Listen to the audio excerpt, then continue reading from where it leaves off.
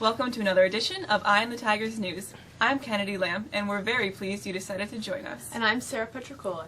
Here's the news we've been following for you. Handing environmentalists a breakthrough victory, New York plans to prohibit fracking for natural gas because of what regulations say are unexplored health risks and dubious economic benefits. New York, which overlies part of the gas-rich Marcellus Shale formation that has led to a drilling boom in Pennsylvania and other nearby states, has banned shale gas development since 2008, when the state began an environmental review of the drilling techniques also known as hydraulic fracturing. Wednesday's announcement, though not final, means a ban is all but etched in stone. New York's Attorney General wants retailers to stop selling toy guns that are nearly indistinguishable from real firearms. Eric Schneiderman's office announced Thursday that letters were sent to Walmart, Amazon, Kmart, and Sears, telling them to follow a state law intended to ensure that toy guns aren't mistaken for the real thing. The law says toy guns cannot be sold in realistic colors unless they bear an orange stripe on the barrel. Federal investigators have now connected the hacking of Sony Pictures Entertainment Incorporated to North Korea, a U.S. official said, though it remained unclear how the federal government would respond to a break-in that exposed sensitive documents and ultimately led to a terrorist threat against moviegoers. The official, who said a more formal statement could come in the near future, spoke on conditions of anonymity because the official was not authorized to openly discuss an ongoing criminal case. And his government have been very vocal about their opposition to this film. Now, Nebraska and Oklahoma on Thursday asked the U.S. Supreme Court to declare Colorado's legalization of marijuana unconstitutional, saying the drug is being brought from Colorado into the neighboring states. Nebraska Attorney General John Running said the states filed a lawsuit seeking a court order to prevent Colorado from enforcing the measure known as Amendment 64, which was approved by voters in 2012. The complaint says the measure runs afoul to federal law and therefore violates the Constitution's Supremacy Clause, which says federal laws trump state laws. 9 years of Comedy Central's The Colbert Report came to an end Thursday as the real-life Stephen Colbert bade the audience farewell. Colbert shed his character, known for its piercing sarcasm, to take over for David Letterman on The Late Show in late May.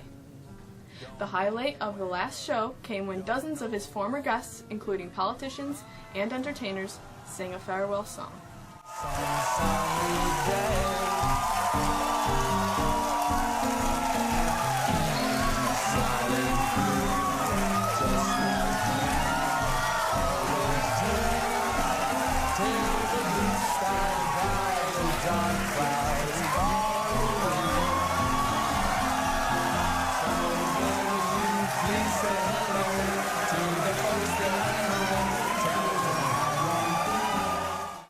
With a look at the weather and even a peek into our holiday forecast, here's Andrea Ross.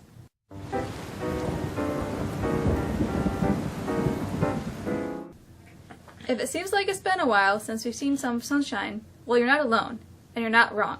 It has been 10 days since the last appreciable sun, and it looks like that streak is over. We'll finish Friday with clouds, but Saturday should see the clouds retreat and the sun appear, and may stick around for the weekend into Monday. Temperatures are also going to moderate climbing into the mid-30s before we see some real changes beginning Tuesday and Wednesday. Early forecast models are pointing to a developing low-pressure system that will set up over the Great Lakes Wednesday. This system will have unusually low barometric pressure that will bring in quite a bit of precipitation. Right now, it looks like Christmas Eve will have rain, and quite a bit of it. Christmas Day, that rain could turn to snow, but it's still a little early to know. One thing is for sure, the wind. This storm is going to pack some pretty big winds. Have a great day and a Happy New Year. Here's Abby with what's new in sports.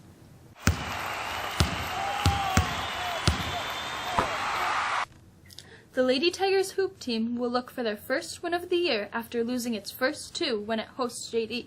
Tip time is scheduled for 6:30. The boys team heads to JD tonight. The Tigers will look to bounce back off last Tuesday's loss at Fulton. The boys swim team also travels to JD for a league meet. The wrestling team will head to Indian River today, coming off of Wednesday's emotionally charged comeback win against rival Fulton. the Tigers won its last 3 matches to overtake the Raiders.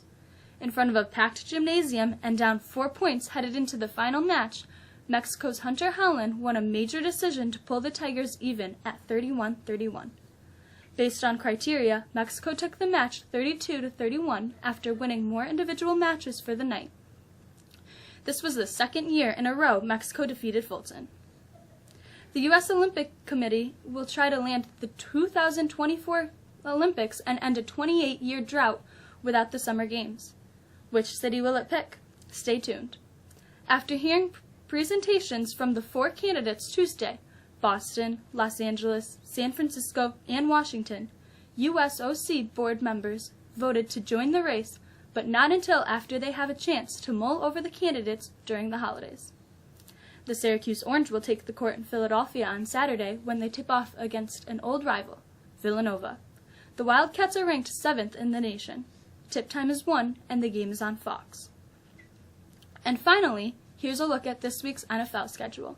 The Bills hope to keep their slim playoff hopes alive with a win in Oakland. Not much left on this year's calendar. With a look at what's left for 2014, here's Nathaniel.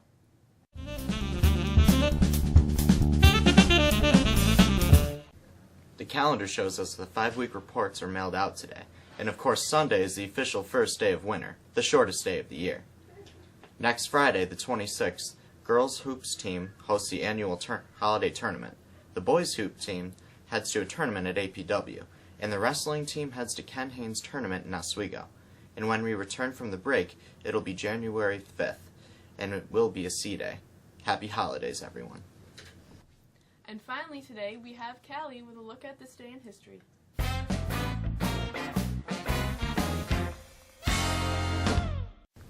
On this day in 1777, General George Washington led his army of about 11,000 men to the Valley Forge, Pennsylvania, to camp for the winter. In 1843, Charles Dickens' Yuletide Tale, A Christmas Carol, was first published in Britain. In 1946, war broke out in Indochina as troops under Ho Chi Minh launched widespread attacks against the French. In 1997, Titanic, the second highest grossing movie of all time, opened in American theaters. In 1998, President Bill Clinton was impeached by the House of Representatives for perjury and obstruction of justice. He was later acquitted by the Senate. And we leave you today with some beautiful music from Mexico's chorus, and wishing you and your families a very Merry Christmas and a Happy New Year. Merry Christmas!